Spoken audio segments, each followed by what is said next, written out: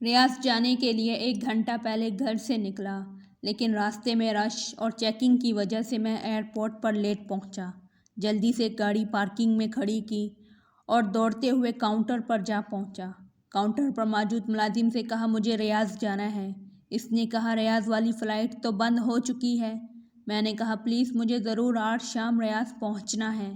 اس نے کہا زیادہ باتوں کی ضرورت نہیں ہے، اس وقت آپ کو کوئی بھی جانے نہیں دے گا۔ میں نے کہا اللہ تمہارا حساب کر دے۔ اس نے کہا اس میں میرا کیا قصور ہے؟ بہرحال میں ایئرپورٹ سے باہر نکلا، حیران تھا کیا کروں، ریاض جانے کا پروگرام کینسل کر دوں یا اپنی گاڑی سٹارٹ کر کے روانہ ہو جاؤں یا ٹیکسی میں چلا جاؤں۔ بہرحال ٹیکسی میں جانے والی بات پر اتفاق کیا۔ ایئرپورٹ کے باہر ایک پرائیویٹ گاڑی کھڑی تھی۔ میں نے پوچھا ریاض کے لیے کتنا لوگے؟ اس نے کہا 500 ریال۔ بہرحال 450 ریال میں بڑی مشکل سے راضی کیا اور اس کے ساتھ بیٹھ کر ریاض کے لیے روانہ ہو گیا۔ بیٹھتے ہی میں نے اس سے کہا کہ گاڑی تیز چلانی ہے۔ اس نے کہا فکر مت کرو۔ واقعی اس نے خطرناک حد تک گاڑی دوڑانا شروع کر دی۔ راستے میں اس سے کچھ باتیں ہوئیں۔ اس نے میری جاب اور خاندان کے متعلق کچھ سوالات کیے اور کچھ سوال میں نے بھی پوچھ لیے۔ اچانک مجھے اپنی والدہ کا خیال آیا کہ ان سے بات کر لوں۔ میں نے موبائل نکالا اور والدہ کو فون کیا۔ انہوں نے پوچھا بیٹا کہاں ہو؟ میں نے جہاز کے نکل جانے اور ٹیکسی میں سفر کرنے والی بات بتا دی۔ ماں نے دعا دی بیٹے اللہ تمہیں ہر قسم کے شر سے بچا دے۔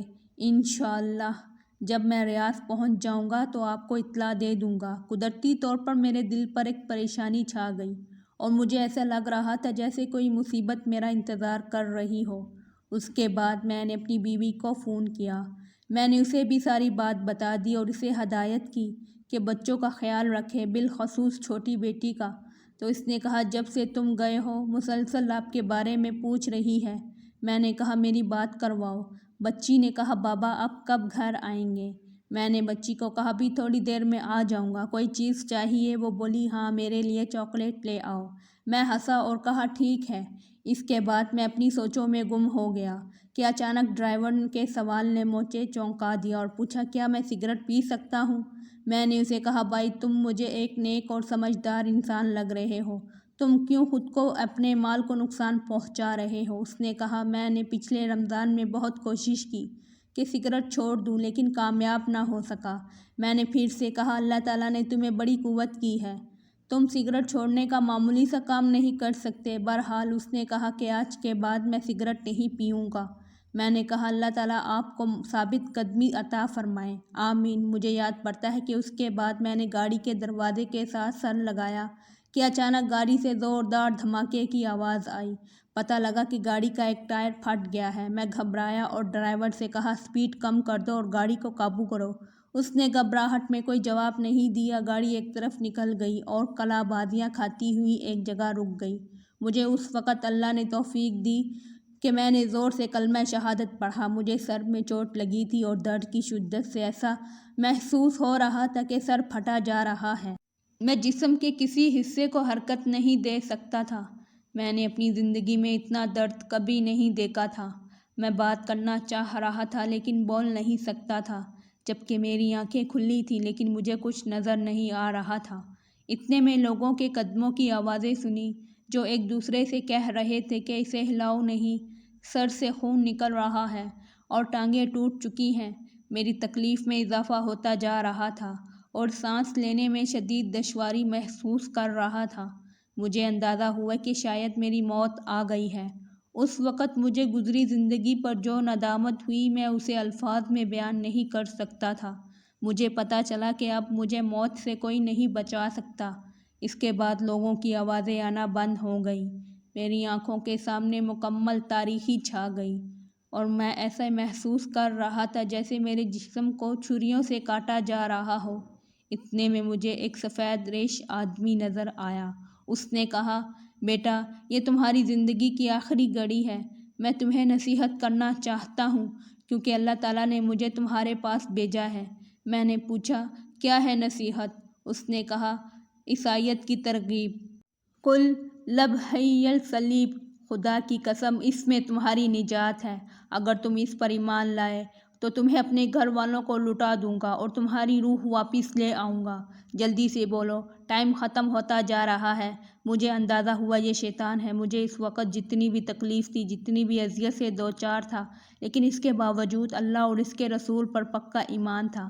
میں نے اسے کہا، جاؤ اللہ کے دشمن، میں نے اسلام کی حالت میں زندگی گزاری ہے اور مسلمان ہو کر مروں گا۔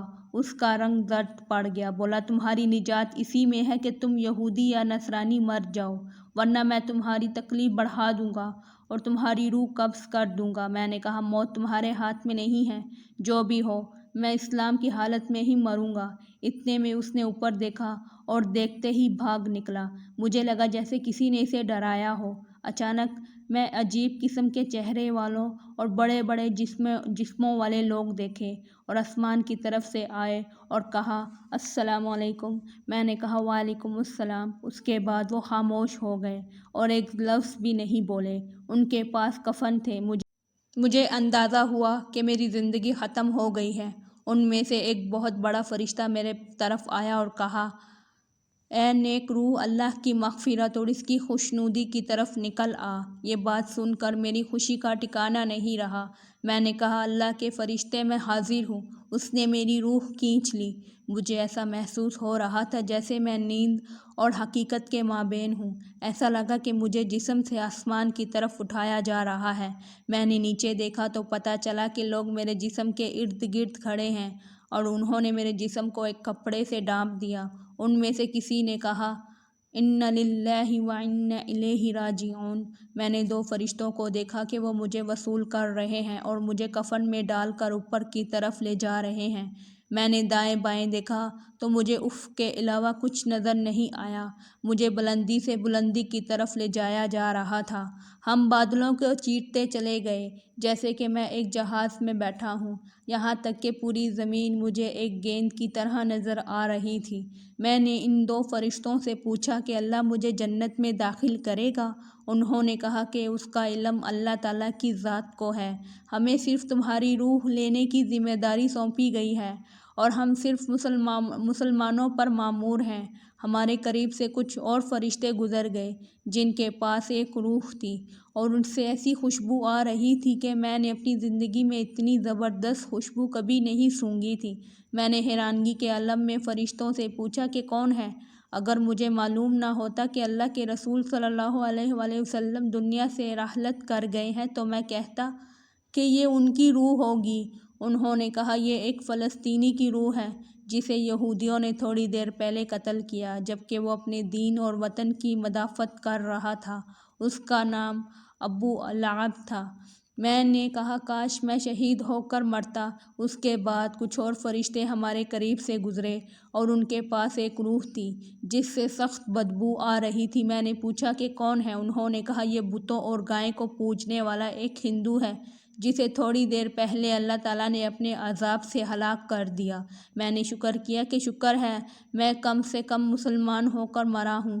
میں نے کہا، میں نے آخرت کے سفر کے حوالے سے بہت پڑھا ہے لیکن جو کچھ ہو رہا ہے میں نے کبھی اس کا تصور نہیں کیا۔ انہوں نے کہا، شکر کرو مسلمان مرے ہو، لیکن ابھی تمہارے سامنے سفر بہت لمبا ہے اور بے شمار مراحل ہیں۔ اس کے بعد ہم فرشتوں کے ایک بہت بڑے گروہ کے پاس سے گزر گئے اور ہم نے انہیں سلام کیا۔ انہوں نے پوچھا، یہ کون ہے؟ میرے ساتھ والے دو فرشتوں نے جواب دیا کہ یہ ایک مسلمان ہے جو تھوڑی دیر پہلے حادثے کا شکار ہو گیا اور اللہ نے ہمیں اس کی روح قبض کرنے کا حکم دیا۔ انہوں نے کہا، مسلمانوں کے لیے بشارت ہے کیونکہ یہ اچھے لوگ ہیں۔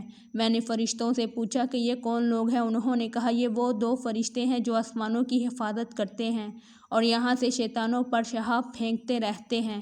میں نے کہا، یہ تو اللہ تعالیٰ کی بہت عظیم مخلوق ہے۔ انہوں نے کہا، ان میں سے بھی زیادہ عظیم فرشتے ہیں۔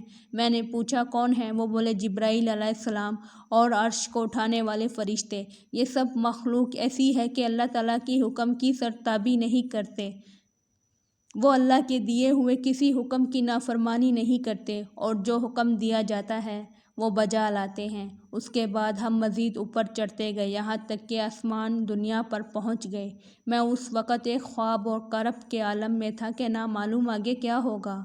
میں نے آسمان کو بہت بڑا پایا۔ اس کے اندر دروازے تھے جو بند تھے۔ ان دروازوں پر فرشتے تھے جن کے جسم بہت بڑے تھے۔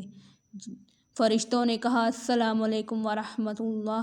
اس کے ساتھ میں نے بھی یہی الفاظ دہرائے۔ دوسرے فرشتوں نے جواباً کہا وعلیکم السلام ورحمۃ اللہ وبرکاتہ۔ انہوں نے کہا رحمت کے فرشتوں، ضرور یہ مسلمان ہی ہوگا۔ میرے ساتھ والے فرشتے نے کہا کہ ہاں یہ مسلمان ہیں۔ انہوں نے کہا تم اندر آ سکتے ہو، کیونکہ آسمان کے دروازے صرف مسلمانوں کے لیے کھلتے ہیں۔ کافروں کے بارے میں اللہ تعالیٰ کا حکم ہے، کافروں کے لیے آسمان کے دروازے نہیں کھلیں گے۔ ہم اندر آ گئے تو بہت ساری عجیب چیزیں دیکھی۔ پھر ہم آگے بڑھے اور اوپر چڑھنا شروع کیا، یہاں تک کہ دوسرا، تیسرا، چوتھا، پانچواں، چھٹا اور بالآخر ساتویں آسمان پر جا پہنچے۔ یہ آسمان باقی تمام آسمانوں سے بڑا نظر آیا، جیسے ایک بہت بڑا سمندر۔ فرشتے کہہ رہے تھے مجھ پر ایک بہت بڑی حیبت طاری ہوئی۔ سر نیچے کیا اور آنسو جاری ہوئے۔ اللہ تعالیٰ نے میرے بارے میں حکم صادر فرمایا کہ میرے اس بندے کا عمل نامہ علین میں لکھ دو اور اسے زمین کی طرف واپس لے جاؤ، کیونکہ میں نے انہیں زمین سے پیدا کیا اور اسی میں ان کی واپسی ہوگی، اور ایک بار پھر اسی زمین سے انہیں اٹھاؤں گا۔ شدید رعب اور حیبت اور خوشی کے ملے جلے جذبات میں میں نے کہا پروردگار تو پاک ہے، لیکن ہم نے تیری وہ بندگی نہیں کی جو ہونی چاہیے تھی۔ فرشتوں مجھے لے کر واپس زمین کی طرف روانہ ہوئے اور جہاں جہاں سے گزرتے گئے دوسرے فرشتوں کو سلام کرتے گئے۔ میں نے راستے میں ان سے پوچھا کیا میں اپنے جسم اور گھر والوں کے متعلق جان سکتا ہوں؟ انہوں نے کہا اپنے جسم کو عنقریب تم دیکھ لو گے، لیکن جہاں تک تمہارے گھر والوں کا تعلق ہے ان کی نیکیاں آپ کو پہنچتی رہیں گی، لیکن تم انہیں دیکھ نہیں سکتے۔ اس کے بعد مجھے زمین پر لے آئے اور کہا اب تم اپنے جسم کے ساتھ رہو، ہمارا کام ختم ہو گیا ہے، اب قبر میں تمہارے پاس دوسرے فرشتے آئیں گے۔ میں نے کہا اللہ تعالیٰ آپ کو جزائے خیر دے، کیا میں پھر کبھی آپ کو دیکھ سکوں گا؟ انہوں نے کہا قیامت کے دن، اور اس کے بعد ان پر حیبت طاری ہوئی۔ پھر انہوں نے کہا اگر تم اہل جنت میں سے نکلے تو ہم ساتھ ساتھ ہوں گے۔ میں نے پوچھا جو کچھ میں نے دیکھا اور سنا، کیا اس کے بعد بھی میرے جنت جانے میں کوئی شک رہ گیا ہے؟ انہوں نے کہا تمہارے جنت جانے کے بارے میں اللہ ہی بہتر جانتا ہے۔ تمہیں جو عزت و اکرام ملا وہ اس لیے کہ تم مسلمان مرے ہو، لیکن تمہیں اعمال کی پیشی اور میزان سے ضرور سابقہ پیش آنا ہے۔ مجھے اپنا گناہ یاد آئے اور کہا کہ زور زور سے رو۔ انہوں نے کہا اپنے رب سے نیک گمان کرو، کیونکہ وہ کسی پر ظلم ہرگز نہیں کرتا۔ اس کے بعد انہوں نے سلام کیا اور بڑی تیزی سے اوپر کی طرف اٹھ گئے۔ میں نے اپنے جسم پر نظر دوڑائی، میری آنکھیں بند تھیں اور میرے ارد گرد میرے بھائی اور والد صاحب رو رہے تھے۔ اس کے بعد میرے جسم پر پانی ڈالا گیا تو مجھے پتہ چلا کہ مجھے غسل دیا جا رہا ہے۔ ان کے رونے سے مجھے تکلیف ملتی تھی، اور جب میرے والد دعا کرتے کہ اللہ تعالیٰ تم پر رحم فرمائے تو ان کی یہ بات مجھے راحت پہنچاتی تھی۔ اس کے بعد میرے جسم کو سفید کفن پہنایا گیا۔ میں نے اپنے دل میں کہا افسوس کہ میں اپنے جسم کو اللہ کی راہ میں ختم کرتا، کاش میں شہید مرتا، افسوس کہ میں ایک گھڑی بھی اللہ کے ذکر یا عبادت یا نماز کے بغیر نہ گزارتا، کاش میں شب و روز اللہ کی راہ میں مال خرچ کرتا، افسوس، ہائے افسوس۔ اتنے میں لوگوں نے میرا جسم اٹھایا۔ میں اپنے جسم کو دیکھ رہا تھا، لیکن نہ تو اس کے اندر جا سکتا ہوں اور نہ ہی دور ہو سکتا ہوں۔ ایک عجیب سی صورتحال سے دوچار تھا۔ مجھے جب اٹھایا گیا جو چیز میرے لیے اس وقت تکلیف دہ تھی وہ میرے گھر والوں کا رونا تھا۔ میرا دل چاہ رہا تھا کہ میں اپنے ابا سے کہہ دوں کہ ابا جان پلیز رونا بند کر دیں، کیونکہ میرے لیے دعا کریں، کیونکہ آپ کا رونا مجھے تکلیف دے رہا ہے۔ میرے رشتہ داروں میں اس وقت جو کوئی میرے لیے دعا کرتا تو اس سے مجھے راحت مل جاتی تھی۔ مجھے مسجد پہنچایا گیا اور وہاں اتارا گیا، اور میں نے سنا کہ لوگ نماز پڑھنے لگے ہیں۔ مجھے شدید خواہش ہوئی کہ میں بھی ان کے ساتھ نماز میں شریک ہو جاؤں۔ میں نے سوچا کتنے خوش قسمت ہے یہ لوگ کہ نیکیاں کما رہے ہیں، جبکہ میرا نامہ اعمال بند ہو گیا ہے۔ نماز ختم ہوئی تو مؤذن نے اعلان کیا۔ امام میرے قریب آیا اور نماز جنازہ شروع کی۔ میں حیران ہوا کہ وہاں بہت سارے فرشتے آ گئے جو ایک دوسرے سے باتیں کر رہے تھے کہ نماز پڑھنے والے کتنے لوگ ہیں اور ان میں کتنے موحد ہیں جو اللہ کے ساتھ شریک نہیں کرتے۔ चौथी तकबीर में ने देखा कि फरिश्ते कुछ लिख रहे हैं। मुझे अंदाज़ा हुआ कि वो लोगों की दुआएं लिख रहे होंगे। उस वक़्त मेरे दिल में ख्वाहिश पैदा हुई कि इमाम इस रकत को मज़ीद लंबी कर दें, क्योंकि लोगों की दुआओं से मुझे अजीब सी राहत और सुरूर मिल रहा था। नमाज ख़त्म हुई और मुझे उठाकर कब्रिस्तान की तरफ ले गए। रास्ते में कुछ लोग दुआएं मांग रहे थे और कुछ रो रहे थे, और मैं हैरान व परेशान था कि ना मालूम मेरे साथ क्या होने वाला है। मुझे अपने तमाम गुनाह और गलतियां और जुल्म और जो गफलत की घड़ियां मैंने दुनिया में गुजारी थी, एक एक चीज़ सामने आ रही थी। एक हब्बियत का आलम था जिसमें मैं गुज़र रहा था। अलगर्ज कब्रिस्तान पहुंचा कर मुझे उतारा गया। उस वक़्त मुख्तलिफ़ किस्म की आवाज़ें सुनने में आई। कोई कह रहा है कि जनाजे को रास्ता दे दो, कोई कह रहा है कि इस तरफ से ले जाओ, कोई कहता है कब्र के करीब लिख दो। या अल्लाह, मैंने कभी अपने बारे में ऐसी बातें नहीं सोची थी। मुझे कब्र में रूह और जिस्म के साथ उतारा गया, लेकिन इन्हें सिर्फ मेरा जिस्म नज़र आ रहा था, रूह नज़र नहीं आ रही थी। उसके बाद लहद को बंद करना शुरू कर दिया। मेरा दिल चाहा कि चीख चीख कह दूं कि मुझे यहाँ न छोड़ें, पता नहीं मेरे साथ क्या होगा, लेकिन मैं बोल नहीं सकता था। अलगर्ज मिट्टी डालनी शुरू हुई और कब्र में घुप अंधेरा छा गया। लोगों की आवाज़ें बंद होती चली गईं, लेकिन मैं इनके कदमों की आवाज़ें सुन रहा था। उनमें से जो कोई मेरे लिए दुआ करता तो उससे मुझे सुकून मिल जाता था। अचानक कब्र मुझ पर तंग हो गई और ऐसा लगा कि मेरे पूरे जिस्म को कुचल देगी, और करीब था कि मैं एक चीख निकाल दूं, लेकिन फिर दोबारा असली हालत पर आ गई। उसके बाद मैंने एक तरफ देखने की कोशिश की। अचानक दो हब्बियतनाक किस्म के फरिश्ते नमूदार हुए, जिनके बड़े बड़े जिस्म, काले रंग और नीली आँखें थीं। उनकी आँखों में बिजली जैसी चमक थी। उनमें से एक के हाथ में गज़ था, अगर इससे पहाड़ को मारे तो वो इसे रेज़ा रेज़ा कर दे। उनमें से एक ने मुझे कहा बैठ जाओ, तो मैं फ़ौरन बैठ गया। फिर इसने कहा मन रब्बुक, तुम्हारा रब कौन है? जिसके हाथ में गज़ था वो मुझे बगौर देख रहा था। मैंने जल्दी से कहा रब्बी अल्लाह, मेरा रब अल्लाह है। जवाब देते वक्त मुझ पर खपखपी तारी थी, इसलिए नहीं कि मुझे जवाब में कोई शक था, बल्कि उनके रौब की वजह से।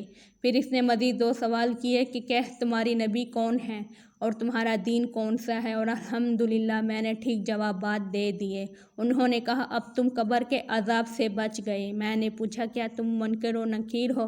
उन्होंने जवाबन कहा हाँ, और बोले अगर तुम सही जवाबात ना देते तो हम तुम्हें इस गज़ से मारते और तुम इतनी चीखें निकालते कि इसे ज़मीन की सारी मखलूक सुन लेती, सिवाय इंसानों और जिनों के, और अगर जिनों इंसी से सुन ले तो वह बेहोश हो जाएं।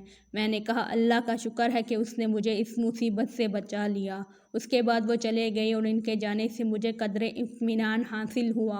उनके चले जाने के साथ ही मुझे सख्त गर्मी महसूस हुई और मुझे लगा कि मेरा जिस्म जलने वाला है, जैसे कि जहन्नुम से कोई खिड़की खोली गई हो। इतने में दो और फरिश्ते नमूदार हुए और कहा अस्सलामु अलैकुम वरहमतुल्लाहि वबरकातुहू।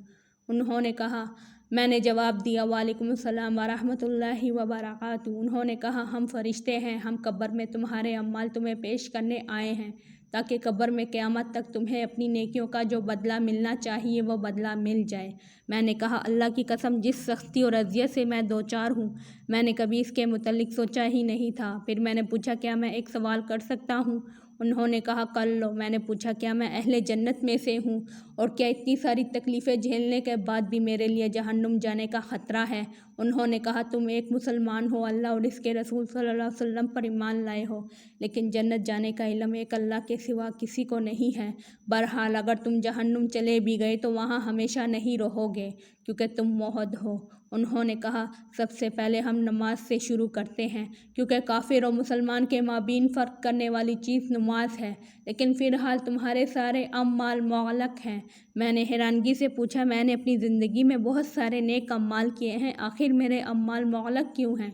उस वक़्त जो मैं अपने जिस्म में दुनिया जहाँ की गर्मी महसूस कर रहा हूँ, इसकी क्या वजह है? उन्होंने कहा इसकी वजह यह है कि तुम्हारे ऊपर कर्जा है। جو تم نے مرنے سے پہلے ادا نہیں کیا ہے۔ میں رو پڑا اور میں نے کہا کیسے؟ اور یہ جو میرے اعمال مہلک ہیں، کیا اس کی وجہ بھی یہی ہے؟ میرا سوال ابھی پورا نہیں ہوا تھا کہ میری قبر میں اچانک روشنی آ گئی اور ایک ایسی خوشبو پھیل گئی کہ ایسی خوشبو نہ میں نے اپنی زندگی میں کبھی سونگھی اور نہ مرنے کے بعد۔ اس روشنی سے آواز آئی، السلام علیکم ورحمۃ اللہ وبرکاتہ۔ میں نے کہا وعلیکم السلام ورحمۃ اللہ وبرکاتہ۔ میں نے پوچھا تم کون ہو؟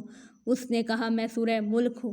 میں اس لیے آئی ہوں کہ اللہ سے تیرے لیے مدد طلب کر دوں، کیونکہ تم نے میری حفاظت کی تھی اور تمہارے رسول صلی اللہ علیہ وآلہ وسلم نے تمہیں بتا دیا تھا کہ جو کوئی سورہ ملک پڑھے گا قبر میں وہ اس کے لیے نجات کا ذریعہ ہوگی۔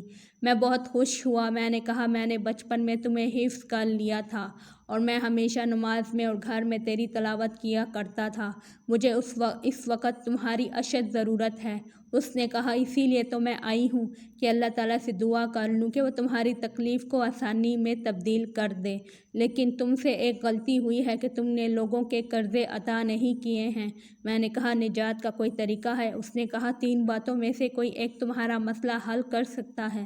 میں نے جلدی سے کہا وہ کون سے کام ہیں؟ اس نے کہا پہلے یہ بتا دو کہ تم نے کوئی کاغذ لکھ کر چھوڑا ہے جسے دیکھ کر تمہارے ورثہ وہ قرضہ عطا کر دیں۔ ورثہ کا نام سن کر میرے آنسو نکل آئے۔ مجھے تمام گھر والے، امی ابو، بیوی بہن بھائی اور بچے یاد آئے۔